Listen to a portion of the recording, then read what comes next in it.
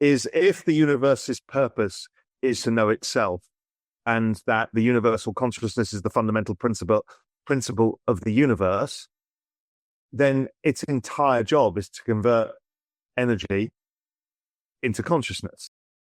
Bitcoin Zella stands out with its simplicity and clarity. We've crafted an experience that anyone can dive into, whether you're a crypto expert or just a new to the crypto world. Now guess who keeps his eye on us? The author of best-selling book Rich Dad Poor Dad, Robert Kiyosaki. And we want to take this opportunity and thank all the people who trusted us, and we read every comment. And the best part, it's free. Subscribing now means you will get all new information for free. Don't just follow the trends, stay ahead of them. Subscribe to Bitcoin Zella today and enjoy the new edge. Raoul Pal explores Middle East AI mandates and Nvidia's dominance, unpacking their 5-year economic impact. Watch now to learn it all. Another thing that hit my radar screen was, I can't remember who it is. I think it's China now. They're trying to launch 28,000 satellites. And their idea is to do compute in space. And the reason being is, A, you're closer to the sun. Elon said about this is like, basically, all satellites are robots plus solar, which is a really simple way of thinking about what they are. And China's doing it to put compute. Why? Because of, I guess, gravitational stuff, temperature, conductivity. There's a whole bunch of advantages. And you kind of think that that is another part of this story that is yet to play out, which is how space is going to be not, it doesn't have to be on Earth that you generate the solar for the compute, because we have the ability to send the compute like Starlink down to Earth efficiently. Exactly. So, and again, taps back to this idea. So can you capture and convert energy into intelligence at a planetary scale? But then can you do it like at a solar system scale? Can you do it at a like local galactic scale? So we're just so early. I mean, I know that sounds grandiose. We go there in the exponentialist. Don't tell everyone else on Real Vision that we're slightly nuts. We're so early in the journey of conversion of energy into intelligence. And I think that is the fundamental story of the universe and of human beings and of what this is all about, or at least that's the argument I'm building. Well, isn't that a series of essays? This is straight over the cliff again. Is if the universe's purpose is to know itself, and that the universal consciousness is the fundamental principle of the universe, then its entire job is to convert energy into consciousness. Bitcoin may be heading for a dip to $100,000, but the outlook isn't all doom and gloom. The recent drop, down about 4.5% on the week, has sparked concern, but also opportunity. A $3.7 billion wipeout in futures open interest has cleared out over-leveraged positions, resetting the market and laying the groundwork for a healthier rebound. This kind of reset is often what Bitcoin needs before its next move higher. Despite the pullback, data from CryptoQuant shows that profit-taking is still relatively mild compared to previous cycle peaks. During the tops in March and November 2024, massive sell-offs signaled exhaustion. This time, the market appears calmer, with holders showing stronger conviction. That's a good sign that the bull run isn't over yet. One key support zone sits near $96,000, the average price where recent buyers entered the market. Historically, when Bitcoin trades near this short-term realized price during bull markets, it doesn't stay there for long. Buyers tend to step in quickly, keeping the price from falling too far. Analysts like Altcoin Sherpa and Titan of Crypto see support building around $102,000, $104,500. If this zone holds, a bounce to $107,000 or higher could follow soon.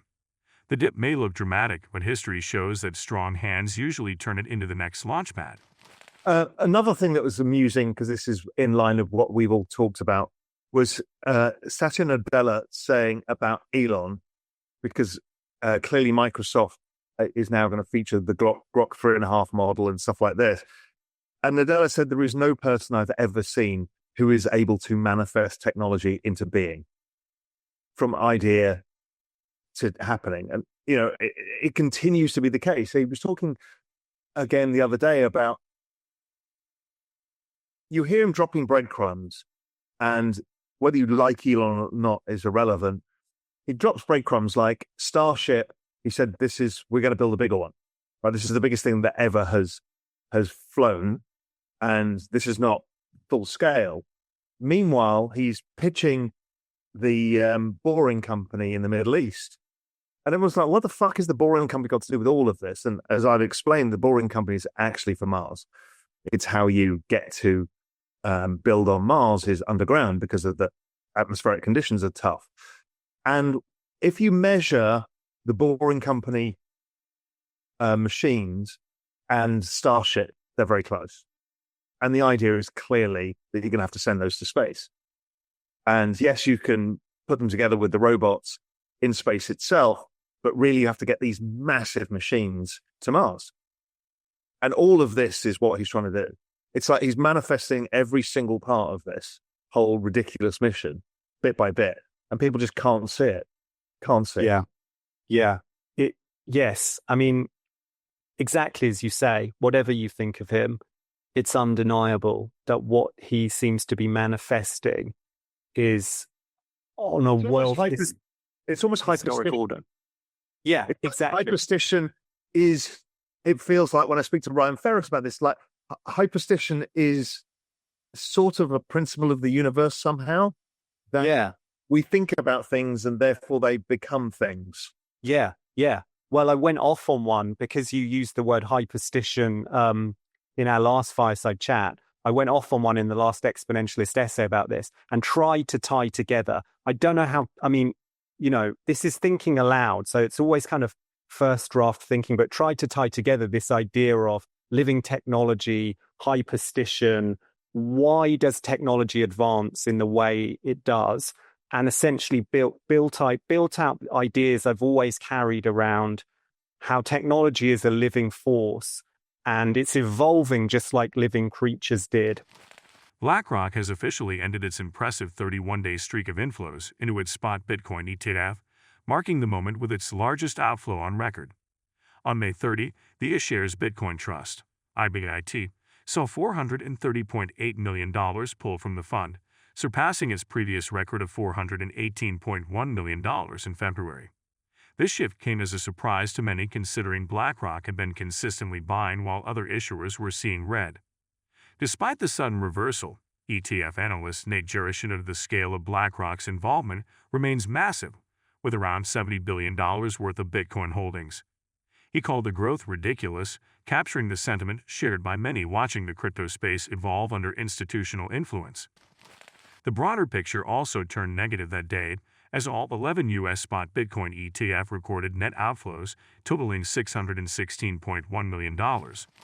This came just a day after breaking a 10-day net inflow streak with another outflow of $346.8 million. Still, the overall narrative isn't one of panic. Analysts suggest these outflows aren't driven by retail fear, but are more likely large holders rotating funds. Bitcoin's price held relatively steady around $103,700, down slightly on the day. The disconnect between strong ETF inflows and modest price movement continues to puzzle some, but long-term optimism hasn't faded. And do not forget to subscribe to Bitcoin Zella. The most important news will reach your inbox on a daily basis and for free. I do not know why you have not subscribed yet. If you like the video, give it a thumbs up and subscribe for more daily updates. Remember, knowledge is power, and we're here to empower you on your financial journey. Until next time, happy investing.